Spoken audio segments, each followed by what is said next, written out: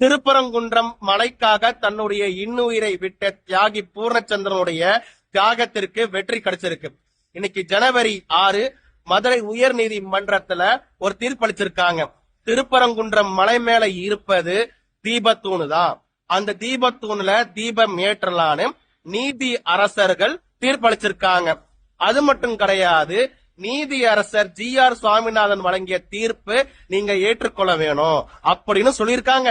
இந்த கேடு கட்ட இந்து விரோத திமுக அரசாங்கம் தாக்கல் பண்ண மனுவை தள்ளுபடியும் பண்ணியிருக்காங்க. இதுக்கு முன்னாடி GR சாமிநாதன் அவர்கள் தீர்ப்பளிக்கும் போது அவர் பார்ப்பனர், ஜாதிய ஆதிக்கவாதி, அது மட்டும் கிடையாது, அவர் RSS காரரு, சங்கி மங்கின்னு அவருடைய சாதியை வைத்து இங்க இருக்கக்கூடிய எலும்பு துண்டுக்காக திங்கக்கூடிய நாய்கள் பொழைச்சுக்கிட்டு இருந்தாங்க. ஆனா இப்ப தீர்ப்பளிச்ச 2 நீதி அரசர்களுடைய பெயர் ஜெயச்சந்திரன் மற்றும் ராமகிருஷ்ணன். இவங்க 2 பேருமே தமிழகத்தில் இருக்கக்கூடிய பெரும்பான்மை சமூகத்தை சார்ந்தவங்க.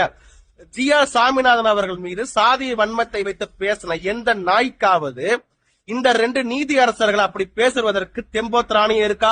பேச மாட்டாங்க. ஏன்னா அவங்க பெரும்பான்மை சாதியில் இருக்காங்க. அப்படின்னா அவங்கள பத்தி அப்படி தப்பா பேசினா வாக்கு போயிரும்னு மூடிக்கிட்டு இருப்பானுங்க இந்த திமுக புற வாங்கி திங்கக்கூடிய பயலக.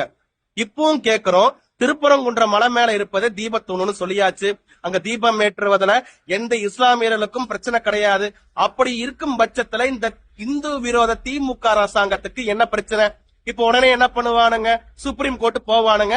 தமிழக அரசாங்கத்தில் இருக்கக்கூடிய இந்து மக்கள் உண்டியல்ல போட்ட காசு, அதாவது இந்து சமய அறநிலையத்துறையில இருக்கக்கூடிய காசை கொண்டு போய் ஏதோ ஒரு வக்கீலுக்கு ஃபீஸ கட்டுவானுங்க. 50 லட்சம் 60 லட்சம்னு ஒவ்வொரு இயரிங்க்கும். ஏண்டா நீங்க மூடிக்கிட்டு தீபம் ஏற்றீங்கன்னா இந்துக்களோட பணத்தை செலவழிக்கவும் முடியாது, இந்துக்களும் நிம்மதியா இருப்பாங்க. எதுக்காக இந்துக்களை தொடர்ச்சியா இந்த தீபத்தூணை வச்சு இந்த திமுக அரசாங்கம் அரசியல் பண்ணிட்டு இருக்காங்க? எந்த இஸ்லாமியருக்காவது பிரச்சனை இருக்கா? எதுவுமே கிடையாது. இஸ்லாமியர்களும் அங்க சந்தனக்கூடு திருவிழாவை நல்லபடியா தான் கொண்டாடிக்கிட்டு இருக்காங்க. யாருக்கு எந்தவித பிரச்சனையும் அங்க கிடையாது. தர்கா வருவதற்கு முன்னாடியே தீபத்தூண் இருந்திருக்கு. தர்கா வருவதற்கு முன்னாடியே அங்க தீபம் ஏற்றிக்கிட்டு இருந்திருக்காங்க. அப்படின்னா இந்துக்களுக்கு தான் அதிகப்படியான உரிமை இருக்கு. இதனால யாரோட மனசும் புண்பட போறது கிடையாது. திமுக அரசாங்கம் தான் மத அரசியல் பண்ணிக்கிட்டு இருக்காங்க.